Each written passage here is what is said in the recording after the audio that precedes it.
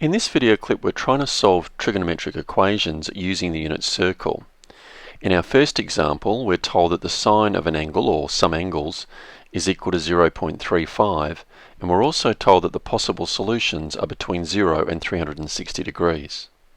To start solving this problem, we use the inverse function on our calculator, or sine to the -1, to find what angle is such that when you find the sine of that angle, you get 0.35. Doing that operation in our calculator, we do get an angle that's referred to as our reference angle, 20.49 degrees. This may not be a solution, but it will help us find all the possible solutions in the unit circle.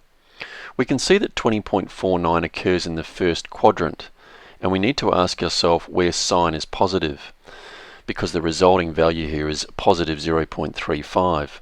We can see that sine is positive in the first quadrant where all the trig ratios are positive, and in the second quadrant where it is also positive by itself.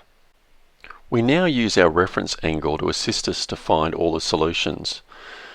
We can notice that 20.49 is a valid solution, that is between 0 and 360 degrees, so we'll accept that answer. If we go around to the second quadrant where only sine is positive, we can find that other angle using the symmetry of the unit circle.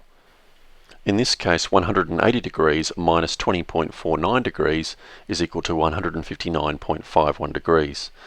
We can also see from the unit circle that these are the only two solutions that achieve a positive result for sine between the values of 0 and 360 degrees.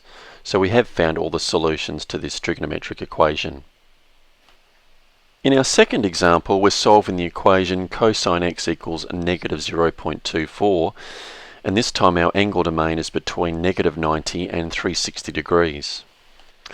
Now to find the angle, what we do is we use the inverse function on our calculator, in this case cosine to the -1 of negative 0.24, and we obtain a solution of 103.89 degrees, which is our reference angle.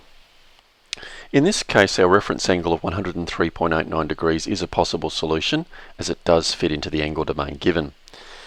We need to check our unit circle to look for other solutions. We can see here that we've marked 103.89 degrees in the second quadrant, and in this quadrant and the one below it, cosine is negative, and that's where our solutions are going to be.